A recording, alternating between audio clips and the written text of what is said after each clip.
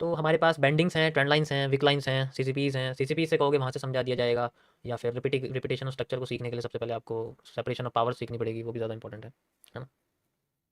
तो हुँ।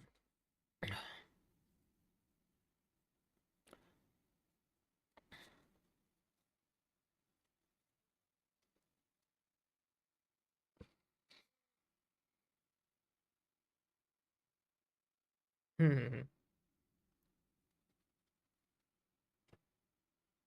Okay, so important सबसे इसमें सारी चीज़ें इंपॉर्टेंट है, ऐसा तो है नहीं कि कोई एक चीज़ इंपॉर्टेंट नहीं है या दूसरी चीज़ नॉन इंपॉर्टेंट है। यूज़ तो मैं सभी करता हूँ लाइफ में, ऐसा तो है नहीं कि मैं तुम्हें कुछ और पढ़ा रहा हूँ, यूज़ लाइफ में कुछ और कर रहा हूँ। वो अलग बात है कि मैं चीज़ों को बोल नहीं पाता कभी कभी, लेकिन उन्हें यूज़ कर देता हूँ। ठीक है भाई, जिसमें पैसे बने, स्ट्रीम से निकलो तुरंत, तुरंत निकलो स्ट्रीम से। अगर ऐसी सोच रखते हो तो तुरंत निकलो। ट्रेंड बेंडिंग्स तो नहीं समझा सकता, वो थोड़ा सा कॉम्प्लेक्स होता है। ठीक है,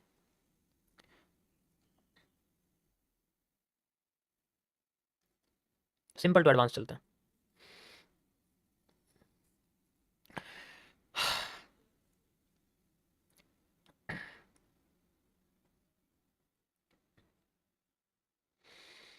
हम्म,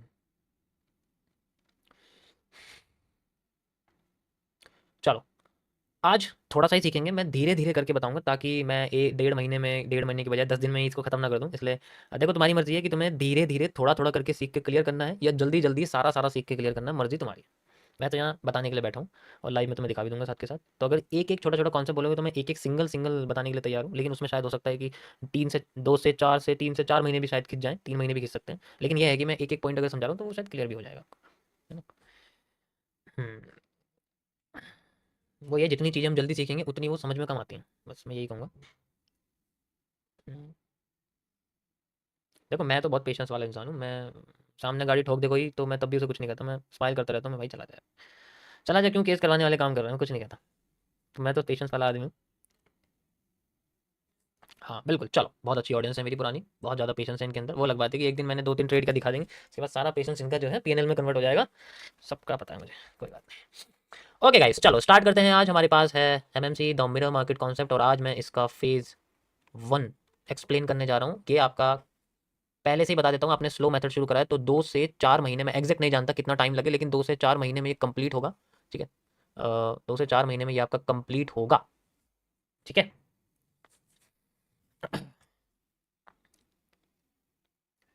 ठीक, चलो। तो आज मैं स्टार्ट करने जा रहा हूँ कुछ और तरीके से समझाने के लिए। बेसिक में हर चीज़ समझा चुका हूँ आपको, पहले से सब कुछ आपको समझा चुका हूँ बेसिक के बारे में। एडवांस में थोड़ा सा आप समझ सकते हो कि कुछ मैं आपको नॉर्मल जो टर्म्स हैं उनके बारे में आपको बताऊंगा। ठीक है, कि हम लोग इसमें यूज़ क्या करते हैं। सबसे पहले जो मेरा मार्केट है इसमें यूज़ क्या होता है, किस तरीके से हम इसको यूज़ करते हैं। तो सबसे पहले आपकी चीज़ आती है इसमें ये समझना कि लिक्विडिटी क्या होती है। लिक्विडिटी इंपॉर्टेंट है, इसको जानना तो सबसे ज़्यादा इंपॉर्टेंट, लिक्विडिटी क्या होती है। अगर ये समझ में नहीं आएगी तो फिर तो मज़ा ही नहीं आने वाला। लिक्विडिटी बहुत इंपॉर्टेंट है। सबसे पहला टॉपिक आपका ये रहेगा। ठीक है, ये नए लोगों के लिए है, और पुराने लोग देखो जितना ज़्यादा तुम, मेरे को भी पता है लिक्विडिटी, लेकिन मैं भी बताता हूँ ना डेली, ताकि मुझे भी याद रहे और भी अच्छी तरीके से मेरा रिवीजन हो, मुझे भी चीज़ें याद रहे और मैं भूलूँ ना, ताकि कभी भी मुझे ऐसा कोई एरिया दिखे जहाँ पर ज़्यादा लंबी विक है, इसका मतलब वहाँ लिक्विडिटी सुई हुई है, सुई हुई है, ऑब्वियस सी बात है। लेकिन अगर मैं नई बात करूँगा तो उसके बेसिस पे हो सकता है कि मैं चीज़ों को भूल जाऊँ, तो वो याद रखनी इंपॉर्टेंट है। सारी की सब चीज़ दिमाग में कन्फ्यूजन क्रिएट कर देगी, इन्फॉर्मेशन ओवरलोड हो जाता है। लिक्विडिटी क्या होती है? देखो लिक्विडिटी आसान भाषा में बात करूँ तो, जब हम लोग कोई भी एसेट है, देखो मैं आपको ना शुरुआत के कुछ दिनों में थोड़ी डेफिनेशंस वगैरह बताऊंगा, वो ज़्यादा इंपॉर्टेंट रहेगा। ठीक है, ठीक है, जो एसेट्स हैं मैं आपको थोड़े अलग तरीके से बताऊंगा। जो एसेट्स हैं हमारे पास, जैसे कि कोई भी चीज़ है, कोई भी एसेट है, और उसका प्राइस किसी भी सपोर्ट या रेजिस्टेंस पे है। ठीक है, उसका प्राइस किसी भी सपोर्ट या फिर रेजिस्टेंस पर है, मान लो सपोर्ट पर या रेजिस्टेंस पे है, तो उस कंडीशन में वो कैंडल जिसकी विक लाइन सबसे ज़्यादा है, भाई जिसकी जो विक होती है, जो कैंडल होती है ना हमारे पास, जो कैंडल होती है हमारे पास ऐसे करके, अगर वो सपोर्ट पे है, यानी कि ये कैंडल जो है बिल्कुल नीचे बैठी हुई है, बिल्कुल टाइम जो है सपोर्ट पर है, तो इस कंडीशन में इसकी जितनी लंबी लाइन होगी इसके पास उतना ज़्यादा प्रेशर होगा, उतना ज़्यादा प्रेशर होगा, बहुत ज़्यादा जो है। इसे हम लोग बोलते हैं एज ए बुलिश प्रेशर। ठीक है, हम लोग बोलते हैं इसे बुलिश प्रेशर, और ये बुलिश प्रेशर बड़ा खतरनाक होता है ना? ये बुलिश प्रेशर बड़ा खतरनाक होता है। अब ये आता कहाँ से है? अब मैं पूछ लूँ कि ये बुलिश प्रेशर आया कहाँ से, क्या जवाब दोगे? मैं नए लोगों से पूछ रहा हूँ, बताओ। मैं बोल दूँ यहाँ कि इसके अंदर बुलिश प्रेशर है, आया कहाँ से बुलिश प्रेशर, क्या इंडिकेट क्या करोगे, मतलब एक्सप्लेनेशन कैसे दोगे? किसी के सामने अगर बैठ गए, भाई मैं एक एनालिस्ट हूँ, हमें हर एक मूव का एक्सप्लेनेशन देना पड़ता है, अगर कोई पूछ ले तो एक्सप्लेनेशन क्या दोगे? भाई ये बुलिश मूव आया कैसे, रीजन क्या है, क्या हुआ रीजन? या फिर ये बोल दोगे कि भाई यहाँ तो जो है कोई ऑपरेटर आगे बैठ गया, ऐसे बोलोगे? ऑपरेटर आगे बैठ गया, वो ये हमारे यहाँ तो यही यही जो है इंडिकेशन की गई, भाई कुछ भी नहीं हुआ, बस ऑपरेटर आगे बैठ गया और 1 मिनट के टाइम फ्रेम पे आगे बैठा है, वो लगवा दे। No no no no no no no.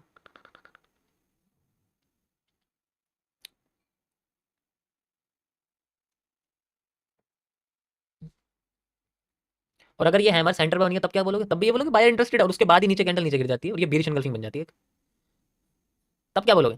Candle यही सेम है, लोकेशन बॉटम से थोड़ी सी ऊपर बन गई, बॉटम पे नहीं है, सपोर्ट पे नहीं, सपोर्ट से थोड़ी सी ऊपर है, तब क्या बोलोगे? ठीक है, तब क्या बोलोगे? मैं वही पूछना चाह रहा हूँ, तब क्या बोलोगे, सोचो। थोड़ी सी ऊपर बन गई ना ये, और वहीं से रेड कैंडल नीचे बन गई, और उसके बाद फिर एक और ऐसी ही कैंडल बनी जिसकी विक उससे लंबी थी, तब भी उस पर बोलोगे यार ये भी शायद फेक है।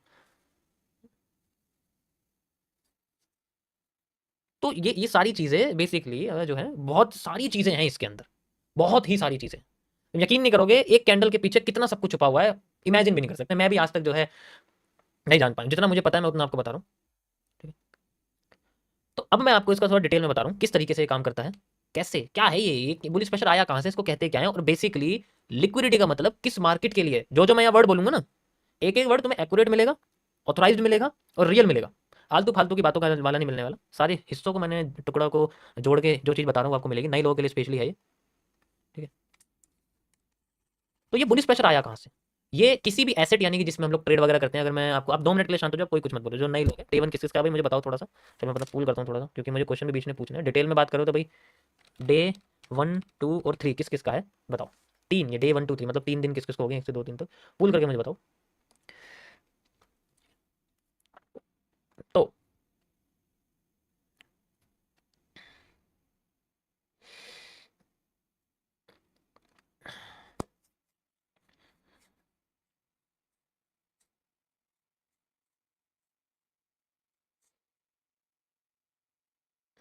ऐसे मत सोचा करो, जल्दी कमाने वाला इंसान बस एक ही चीज़ है बनता है, और वो है लालची, जल्दी कमाने वाला इंसान सिर्फ लालची बनता है।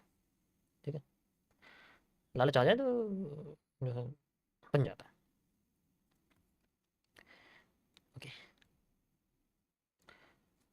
अब बात करते हैं थोड़ा सा डिटेल में कि ये जो एसेट है इसका मतलब क्या होता है। देखो लिक्विडिटी क्रिएट होती है दो चीज़ों से, एक होती है लाइबिलिटी से, लाइबिलिटी की स्पेलिंग क्या होती है कुछ भी है, मुझे स्पेलिंग ध्यान नहीं है इसकी,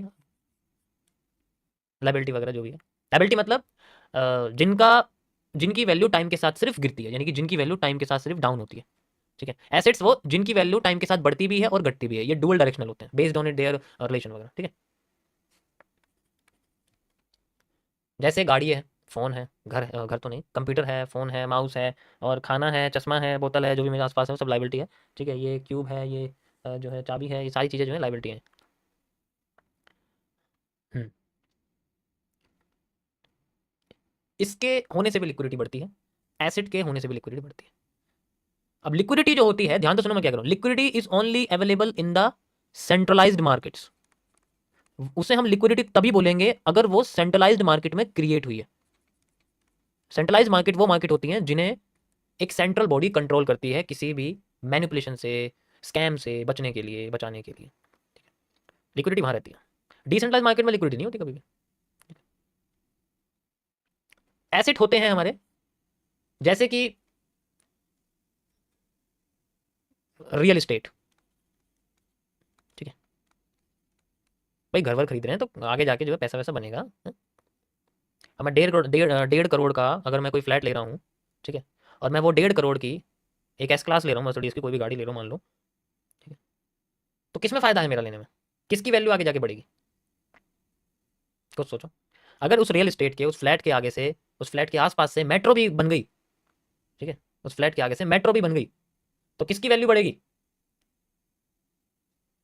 मैं अपनी गाड़ी के आगे हूटर लगवा लूँ, टायर बड़े कर लूँ, उससे उसकी वैल्यू थोड़ी बढ़ जाएगी, उससे तो उसकी शो बढ़ेगी बस। ठीक है, समझ रहे हो ना मैं क्या कह रहा हूँ? तो एसेट्स वो चीज़ होती हैं जिनकी वैल्यू टाइम के साथ बढ़ती भी घटती भी। शायद ऐसा भी हो सकता है घर के आगे उस फ्लैट के आगे बम गिर जाए, वॉर हो जाए, तो उसका प्राइस कम भी हो सकता है, अब उसे कोई लेगा नहीं, या उसी फ्लैट में भाई कोई मान लो कोई मर्डर वगैरह हो जाए, है, उसे कोई भी नहीं लेगा कि कोई भी ऐसे घर में क्यों रहेगा जहाँ भूत वगैरह घूमते रहते हैं, कोई भी नहीं लेगा, तो उसका प्राइस वैसे ही कम होगा। जब कोई ले नहीं रहा तो इसीलिए इसका प्राइस कंडीशन के हिसाब से बढ़ता घटता रहता है, लेकिन लाइबिलिटी का प्राइस कभी बढ़ता। वो अलग बात है कि तुम अगर स्कैम कर रहे हो तो उस हिसाब से तुम उसको जो है पीतल को तुम चांदी दिखा दो तो फिर पीतल को तुम जो है सोना दिखा दो, पीतल को तुम प्लेटिनम दिखा दो, वो अलग बात है लाइबिलिटी में, वो अलग बात है कि वो पीतल है। तो ऐसे ही रियल एस्टेट इसी तरीके से आपकी कमोडिटी है। कमोडिटी यानी कि गोल्ड है, भाई गोल्ड का प्राइस तुम्हें पता बढ़ता घटता रहता है, ठीक है। कमोडिटी में जैसे हमारे पास गोल्ड है, ठीक है, चांदी है, ये सारी चीज़ें खरीद के रखना, ठीक है, और प्लेटिनम है, ठीक है, जैसे ये है देखो, जैसे ये प्लेटिनम है, ठीक है, मैं पहनता रहता हूँ ना ऐसा। तो इसी तरीके से ये सब चीज़ें ये टाइम के साथ बढ़ती घटती रहती हैं, बस हमें अच्छे समझना होता है कब खरीदना कब बेचना। इसी का तो खेल है, कब खरीदना और कब बेचना है, यही तो एंट्री एग्जिट है, यही तो सारा खेल है।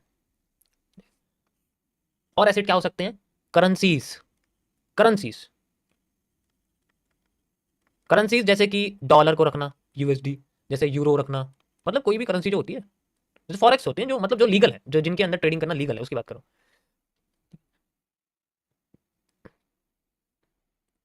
जैसे जेपीवाई है, ठीक है? अब ये सारे एसेट्स हैं। इसी तरीके से किसी कंपनी का शेयर है, भाई कल का वो कंपनी एमआरएफ जैसी उठ गई, 100 रुपये का शेयर था, आज वैल्यू आज वो 1 लाख चल रहा है, 1 लाख 1.5 लाख कुछ भी चल रहा है, तो उसकी तो वैल्यू बढ़ गई ना। तो ऐसे एसेट्स होते हैं। अब जब ऐसे एसेट्स को जो हमारे पास है उनको हम लोग बेचने जाते हैं, ठीक है, भाई ऐसे एसेट को जब हम बेचने जाते हैं, जब हम लोग इनमें से कोई भी एसेट को मार्केट में बेचने जाते हैं मार्केट प्राइस पर, इससे एक रेडी फॉरवर्ड कैश क्रिएट होता है। रेडी फॉरवर्ड कैश यानी कि जो डायरेक्ट हमारे बैंक अकाउंट में आता है उसे हम बोलते हैं ready forward cash after the commission paid. इस चीज को बोलते हैं मनी स्वैपिंग, यानी कि लिक्विडिटी स्वैप या फिर लिक्विडिटी स्वैपिंग, जैसे हम लोग लिक्विडिटी स्वैपिंग कहते हैं। अब जैसे एसेट कहां होता है? एसेट होता है डीमेट अकाउंट में, ट्रेडिंग अकाउंट में। तो मान लो ग्राफ पर जो डीमेट अकाउंट है वो है एक मारूबोजू, ध्यान से समझना ये चीज, यह डीमेट अकाउंट में एक मारूबोजू, अरे वाह क्या बात है, भरी कटोरी, और ये है भरा हुआ शेयर की वैल्यू हमारे पास। मान लो डीमेट अकाउंट में भरा हुआ शेयर, उसकी वैल्यू बहुत हो गई है, यहाँ खरीदा था यहाँ हो चुकी है, ये वैल्यू है उसकी। अब जब मार्केट में इस एसेट को बेचेंगे मार्केट प्राइस पर, मार्केट MKT PRS प्राइस पर मान लो, तो इसकी जो कैंडल है वो हो जाएगी ऊपर से स्वैप, बॉडी हल्की सी बचेगी, ऊपर ऐसी लाइन आ जाएगी, this represent the liquidity swap. तो एक इन्वर्टेड हैमर, एक ग्रेवस्टोन डोजी और एक shooting star are the example of liquidity swap. इस तरीके से ये दोनों कैंडल्स हमारे लिए लिक्विडिटी स्वैप को दर्शाती हैं at the top of the market, where the demand completes, where the up trend completes, जहां पर अप ट्रेंड खत्म हो जाता है उसको तो फाइंड आउट करना कैसे, हम कैसे फाइंड आउट करेंगे, जो मैं आपको वॉल्यूम एनालिसिस में बताऊंगा, सप्लाई डिमांड जब सिखाऊंगा तब हमें पता लगेगा कि ये आते कहां हैं रियल, पूरे ट्रेंड में दिखेंगे तुम्हें, बीच बीच में बीच बीच में बीच बीच में, लेकिन मार्केट वहां से मूव नहीं करने वाली आसानी से, कोई होगा क्योंकि हर चीज के चांस है, probability can never be zero, हर चीज का चांस है। अब इनकी लोकेशन इनके पिछले वाले मूव के खत्म होने के बाद आनी रियल होती है, वही तो फाइंड आउट करना है कैसे रियल होती है, उसी में तो मजा है, उसी का तो सारा मजा है, ठीक है। This is called liquidity swap. अब ये चीज, अब इसमें से कोई भी एसेट, यानी कि मैं रियल एस्टेट ले रहा हूं, अपना घर बेच रहा हूं, अपना कोई भी कमोडिटी, अपना गोल्ड सिल्वर प्लेटिनम कुछ भी बेचने जा रहा हूं, करेंसी बेचने जा रहा हूं, शेयर बेचने जा रहा हूं, और जब मैं ये एसेट्स को कैश में बेचने जा रहा हूं तो इनसे प्राइस फ्लक्चुएट नहीं करना चाहिए। भाई जो प्राइस है, जो उस एसेट का प्राइस है, चाहे मैं गोल्ड बेचने जाऊं तो गोल्ड की मार्केट फ्लक्चुएट नहीं करनी चाहिए। ऐसा करते समय ये चीज जो है ध्यान रखनी है, ये लाइन ध्यान रख लो मेरी, पहले बता रहा हूं, प्राइस फ्लक्चुएट यानी कि ज्यादा हिलना नहीं चाहिए एकदम से, कि एकदम से जो है बहुत बड़ी हैमर। अभी अभी देखो, ये देखो ध्यान से, ये देखो तो मार्केट में ये जो थी, जो मैंने अभी आपको 30 मिनट्स के टाइम फ्रेम पे, 2 आवर के टाइम फ्रेम पे कैंडल दिखाई थी, ऐसा नहीं होना चाहिए, ये जो दिख रहा है ना, ये नहीं होना चाहिए बिल्कुल भी, ऐसा नहीं होना चाहिए, ठीक है, तो ये नहीं होना चाहिए। अब प्राइस फ्लक्चुएट, कि मैं अगर बेचने जा रहा हूँ तो मार्केट जो है एकदम से नीचे ही गिर गई, ये सब नहीं होना चाहिए। इसका मतलब क्वांटिटी बहुत बड़ी थी और मैंने जो है देखा नहीं कुछ भी, मैंने तो यूं ही बेच दिया, फिर कुछ चीज़ खरीद ली, तो ये तो पंप एंड डंप वाला जो कॉन्सेप्ट होता है, डंप एंड पंप वाला कॉन्सेप्ट होता है, वो सारी चीज़ें होती हैं। अब अगर मैं, अब ये पैसा मेरे अकाउंट में आ गया, ये पैसा जो था मार्केट से निकल चुका है, this is called A bearish pressure, भैया मार्केट से जो है प्रेशर निकल चुका है, और ये पैसा जो है मेरे अकाउंट में आ गया, तो हम बोलेंगे बियरिश प्रेशर, ऊपर से नीचे आ गया, ठीक है, ठीक है। ये पैसा कहाँ गया? मेरे डीमेट अकाउंट से मेरे बैंक अकाउंट में पैसा आ चुका है, ये जो बाकी का बचा है ये कमीशन है, मार्केट का वगैरह आप कह सकते हो सारी चीज़ें जो। अब मैं मान लो अपना बैंक अकाउंट, यानी कि अब मेरी जो ये मारूबोजू है, ये मेरा बैंक भरा हुआ है पूरा का पूरा, जो पूरा का पूरा जो है ना बैंक पूरा का पूरा भरा हुआ है फुल एकदम, कोई दिक्कत नहीं इसके अंदर। ये मेरा बैंक है मारूबोजू, इस बार ग्रीन कलर का, इस बार मेरा ये बैंक, ठीक है ये। अब मुझे उड़ती उड़ती एक ऐड आती है या किसी की लाइव स्ट्रीम आती है जिसमें मुझे दिखता है कि वो सामने वाला लाइव ट्रेडिंग कर रहा है और सामने से करा रहा है, और उसने जो है मेरे को सामने से डेमो अकाउंट था लेकिन वो दिखा रियल रहा था, और मैंने उसमें से उसके कहने पे अपना जो पैसा था यानी कि जो मेरा कैश था जो मेरे बैंक अकाउंट में था, मैंने ये पैसा एक डीमेट अकाउंट में ट्रांसफर कर दिया। ठीक है भाई, मैंने पैसा डीमेट अकाउंट में ट्रांसफर कर दिया, ये मेरे पे रेडी फॉरवर्ड कैश था। अब मैंने इस कैश का यूज करा मार्केट में इनमें से किसी भी एसेट को खरीदने के लिए, घर, गाड़ी, बस गाड़ी तो नहीं, घर या फिर कोई भी गोल्ड सिल्वर या बिटकॉइन वगैरह कुछ भी एसेट है वो मैंने खरीदने के लिए करा, तो मैंने यहाँ पर वो एसेट खरीद लिया। एसेट खरीदते मेरे बैंक में बन गया हैमर तो ये नीचे से खत्म हो जाती है मार्केट। तो एक हैमर और एक हैंगिंग मैन, एक हैमर और एक hanging man represent the markets bullish pressure. तो इसीलिए हम इन दोनों को बुलिश प्रेशर की तरह कंसिडर करते हैं, by structure not by the location. ध्यान से समझो मैं क्या कह रहा हूं। अभी तो मैं देखना तुम हैंगिंग मैन कैसे मार्केट को उठाता है, धीरे धीरे समझाऊंगा एक एक कैंडल के बारे में। तो नीचे से मार्केट खत्म हो जाती है, तो ऐसे में क्या होता है कि हमें यहाँ पता लगता है मार्केट में नीचे से बुलिश प्रेशर आया, इतना पैसा हमने मार्केट में डाल दिया है और डालने के बाद यहाँ पर एक बुलिश प्रेशर क्रिएट हुआ है एंड देन यहाँ पर एक एसेट को हमने खरीद लिया। अब ये सारा पैसा किसी लाइव स्ट्रीम वाले ने या किसी भी हमारे एडवाइजर ने बोला कि इस एसेट को खरीद, अब वो प्रॉफिट में लॉस में जाए मैं उस बारे में बात नहीं कर रहा हूँ, वो थोड़ी सी पर्सनल बात हो जाएगी। तो यहाँ डीमेट अकाउंट में मैंने पैसा डाल दिया, कोई भी ट्रेडिंग अकाउंट हम लोग बोल सकते हैं। इस चीज को हम लोग बोलते हैं लिक्विडिटी स्वीपिंग, यानी कि लिक्विडिटी स्वीप हम इसको बोलते हैं, ऐसे करके समझ आया। और ये सारी चीजें भी मार्केट में उस एसेट के प्राइस पर होनी चाहिए, उसका प्राइस फ्लक्चुएट नहीं करना चाहिए। यहां तक समझ आया? पहले यहां तक सिंपल समझो, कैसे समझेंगे इसको, इस कैंडल का मतलब क्या होता है पहले तुम्हें समझना पड़ेगा। जिसकी जितनी लंबी विक उसके पास उतना बड़ा प्रेशर। अब लोकेशन क्या है उसके बारे में हम लोग आगे बात करेंगे। समझ आया यहां तक? नहीं लोग बताओ पहले। This is called the simple liquidity concept, और इसके अंदर कुछ नहीं है। अब मैं आगे बताऊंगा तुम्हें अभी और क्या है इसकी कहानी क्या क्या। ठीक है, एक मिनट रुको।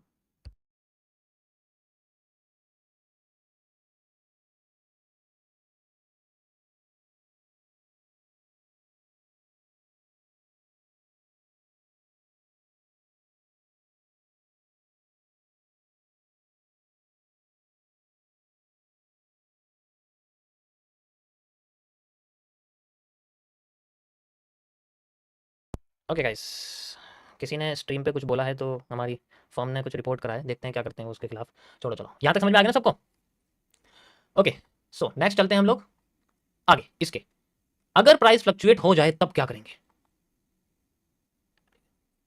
अगर प्राइस ज्यादा हिल जाए, मैंने यहाँ कुछ भी खरीदा और उससे एकदम से प्राइस ऊपर उठ जाए, एकदम से प्राइस नीचे गिर जाए, उसका क्या कंडीशन है? ऐसा हो सकता है जब एक ही टाइम पे बहुत ही ज्यादा अमाउंट में किसी चीज को खरीदा या बेचा गया हो, या तो वो किसी एक बंदे के द्वारा किया गया हो या उस एक बंदे के द्वारा बाकी सबसे करवाया गया हो।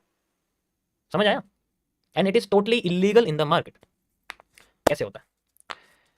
तो अगर इनमें से कुछ भी करते हुए, एसेट को कैश में कन्वर्ट करते हुए यानी कि लिक्विडिटी स्वैप करते हुए, कैश को एसेट में कन्वर्ट करते हुए यानी कि लिक्विडिटी स्वीप करते हुए, अगर प्राइस फ्लक्चुएट कर गया, इफ प्राइस फ्लक्चुएट, ज्यादा हिल गया, ज्यादा नीचे गिर गई मार्केट, ज्यादा ऊपर चली गई, क्रैश जिसे हम लोग बोलते हैं, तो उस कंडीशन में हम लोग क्या बोलेंगे?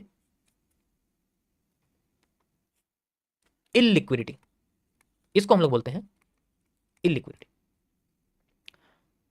अब यहां तक दोनों मार्केट है। यहां तक एक नॉर्मल सेंट्रलाइज्ड मार्केट भी होती है, नॉर्मल जो स्टॉक मार्केट है हमारी। यहां पर एक डिसेंट्रलाइज्ड मार्केट भी होती है जो हमारी क्रिप्टो करेंसी है, जो हमारी फॉरेक्स है। तो फॉरेक्स मार्केट है, जो क्रिप्टो करेंसीज की मार्केट है, वो दोनों ही यहां पर हमारी अभी तक दोनों एक है। अब यहां पर मार्केट में लिक्विडिटी तब मानी जाएगी अगर इस लिक्विडिटी को कंट्रोल कर लिया जाए। अब ये तभी क्रिएट होती है इफ एनी बिग इवेंट्स की वजह से। बिग इवेंट्स का होता है, देखो इसका इलिक्विडिटी तभी क्रिएट होगी जब मार्केट बहुत ही भयंकर तरीके से नीचे गिर जाए, तब इलिक्विडिटी होती है। ज्यादा ऊपर चली जाए तो वो तो सबके फेवर की वाली बात है भाई, कोई शेयर ऊपर जा रहा है तो ऑब्वियसली बात है सबका प्रॉफिट हो रहा है, लेकिन शॉर्ट्स करने वालों को तो लॉस हो रहा है ना भाई। तो वो नेगेटिव साइड में ज्यादा नुकसानदायक होती है, ऊपर की साइड में कम होती है। ऊपर में सबका पैसा बन रहा होता है, और जब वो एकदम से नीचे गिर जाए तब भी लिक्विडिटी है, और अगर करंट प्राइस पे भी तब भी नीचे गिर जाए तब भी लिक्विडिटी है। अब अच्छी खासी मार्केट जा रही है और वो एकदम से किसी इवेंट के जरिए नीचे गिर जाए, अब यहां पर होती है सबसे बड़ी समस्या। इलिक्विडिटी को बचाने के लिए अब यहां पर सेंट्रल अथॉरिटी जो होती है, कोई भी सेंट्रल अथॉरिटी या सेंट्रल बैंक जो होता है, ठीक है, अब यहाँ सेंट्रल बैंक क्या करता है? एक स्टेप उठाता है, क्योंकि ये बहुत भयंकर तरीके से गिरती है मार्केट भाई, समझ लो।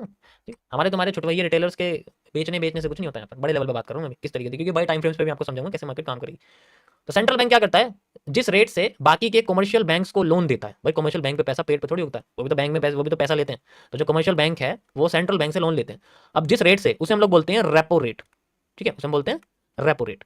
तो जिस रेट से, जिस परसेंटेज से, जिस इंटरेस्ट से वो कमर्शियल बैंक से लोन लेता है, एग्जाम्पल के लिए वो लोन ले रहा है 4% पर, और आगे हम जैसे कस्टमर्स को, हम जैसे लालची लोगों को वो देता है, ये हम कस्टमर्स हैं, ठीक है, ये हम वही लोग हैं, और कस्टमर्स में बिग स्मॉल सभी आते हैं, छोटे बड़े सब आते हैं, ऐसा नहीं है कि छोटे हैं सब बड़े सब आते हैं। हमें देता है वो मान लो 10% पर, हमें वो जो कमर्शियल बैंक वाला 10% पर लोन दे रहा है, होम लोन चाहिए 10% पर दूंगा, एजुकेशन लोन दिए 10% पर दूंगा, बिजनेस लोन चाहिए 10% पर दूंगा, वही वाला सिस्टम है। अब जैसे ही मार्केट की कंडीशन नीचे गिर जाती है, ये क्या करते हैं, सेंट्रल बैंक क्या करता है, बस एक काम करता है, इस 4% को 3.8% कर देता है, बस। अब यहां से शुरू होती है रेस। अब जब कमर्शियल बैंक को कम पे मिलेगा तो वो आगे भी कस्टमर को कम पे देगा। अब ये 8% भी कन्वर्ट हो जाता है मान लो 8.8% पे, एग्जाम्पल के लिए। अब कस्टमर्स के बीच में मच जाती है भूचाल, अरे भाई साहब, बैंक ने, वो भी कमर्शियल बैंक यानी कि जो सरकारी बैंक है, जो बड़े बड़े प्राइवेट बैंक है, उन सब ने जो है वहां पर हमें लोन कम कर दिया। भागेंगे एकदम कस्टमर बैंक के पास लोन लेने, हमें दे दो, हमें दे दो, हमें दे दो, हमें दे दो। अब इससे क्या होगा, बैंक से पैसा निकलेगा, कस्टमर्स के अकाउंट में पहुंचेगा। अब समझो क्या सिस्टम होगा, अब कस्टमर के बैंक अकाउंट में पैसा आ जाएगा। जब बैंक अकाउंट में पैसा आ जाएगा वो क्या करेंगे, ऑब्वियसली बात है, इसे मैं चार्ट में कैसे करेंगे। बैंक अकाउंट में पैसा आ गया, अब इनका मारू बोझू बन चुका है बड़ा, अब पैसा आ गया इन पे, इतना पैसा था खुद के अकाउंट में, इतना पैसा ले लिया लोन पे, ठीक है, एग्जाम्पल दे रहा हूं। अब ये पैसा जो है, ये कैश, अब ये खरीदेंगे जाके asset, and this process is known as the liquidity sweep, यानी कि मार्केट में इनका मारू बोझू हैमर बन रहा है। और अगर हैमर बन गया तो इसका मतलब क्या है, मार्केट ऑटोमेटिकली ऊपर जाना शुरू कर देगी, ऑटोमेटिकली, धीरे धीरे करके, धीरे धीरे करके, धीरे धीरे करके, जैसे जैसे वो एसेट्स में इन्वेस्ट करेंगे, जैसे जैसे एसेट्स में इन्वेस्ट करेंगे, जैसे जैसे इन्वेस्ट करेंगे, ठीक है, यहां से ऑटोमेटिकली इंडेक्स मार्केट या कोई भी मार्केट जो ऑटोमेटिकली गिरने लग जाएगी, उठने लग जाएगी, सॉरी उठने लग जाएगी, उठने लग जाएगी। और जब वो किसी उस एरिया पे पहुंच जाएगी जिस एरिया से वो आसपास गिरी थी, तो वापस से रेट को जो है रिवाइज्ड रेट पे ला दिया जाता है, ताकि मार्केट दोबारा से ज्यादा हाई ना पहुंच जाए। क्योंकि लोग तो बेवकूफ है, लोग तो बस खरीदे जाएंगे। 20,000 कमाने वाला 30,000 के खर्चे करेगा, 10,000 का लोन लेगा, वो अलग इंसान है, ठीक है। अब ये बहुत ही ज्यादा बड़ी चीज है, बहुत बड़ी चीज है, धीरे धीरे करके वो मार्केट उठती है। एग्जाम्पल के लिए यहाँ इवेंट के बेसिस पे ये लिक्विडिटी क्रिएट होती है, जैसे मैं आपको दिखाता हूँ कैसे, ठीक है। हमारे पास है ये निफ्टी पे चलते हैं, best example 1 hour time frame, ठीक है। जून 5 को इलेक्शन आए थे, एंड इलेक्शन की जो कैंडल है वो आप देख सकते हो कैसी बनी हुई है, इलेक्शन के रिजल्ट की कैंडल है, दिख रही है वो लिक्विडिटी स्वीप। और नीचे देखो क्या बन रहे हैं, you will see only hammer, hanging mans, hammers, hammers, hanging mans, hammer, hammer, hammer, hammer, उसके बाद एक हैमर नहीं है। समझ आया, दिस इज कॉल्ड इलिक्विडिटी। अब इलिक्विडिटी होने से लिक्विडिटी का रिस्क बढ़ जाता है। जब ये कुछ ज्यादा ही आ जाए, लिक्विडिटी कुछ ज्यादा ही आ जाए, तो उस कंडीशन को बोलते हैं लिक्विडिटी रिस्क। उसको मैनेज करने के लिए रेपो रेट को दोबारा से कम कर दिया जाता है, दोबारा से बढ़ा दिया जाता है सेंट्रल बैंक के द्वारा, ताकि वो दोबारा से उसी जगह पे फ्लोट करने लग जाए। तो ये जो एरिया है जब मार्केट ऊपर जा रही थी, ताकि एक ऐसा एरिया आ जाए जहां पर वो ओरिजिनल रेट पे पहुंच जाए, जो मार्केट है वो ओरिजिनल प्राइस पे पहुंच जाए, तो रेपो रेट को ओरिजिनली दोबारा से बढ़ा दिया जाता है, ताकि आगे जाके लोग एसेट्स को कम खरीदें और मार्केट नॉर्मल फ्लोट करती जाए, करती जाए, करती जाए, करती जाए। यहाँ 1-2 मिनट वाले ऑपरेटर नहीं होते, वो अलग चीज है। समझ आया। So this is called a liquidity and illiquidity concept. पहले आपको हैमर्स और हैंगिंग मैन और इन्वर्टेड हैमर और शूटिंग स्टार के बारे में समझना पड़ेगा कि किस तरीके से हम लोग यूज करते हैं इसको, ठीक है। समझ आया। ये था गाइस आज का आपका टॉपिक। कल मैं आपको सीसीपीज में हैमर और हैंगिंग मैन दोनों के बारे में एक्सप्लेन करूंगा कि इनका हम लोग पोजीशन के हिसाब से लिक्विडिटी स्वीप किस जगह को मानेंगे, किस जगह को नहीं मानेंगे।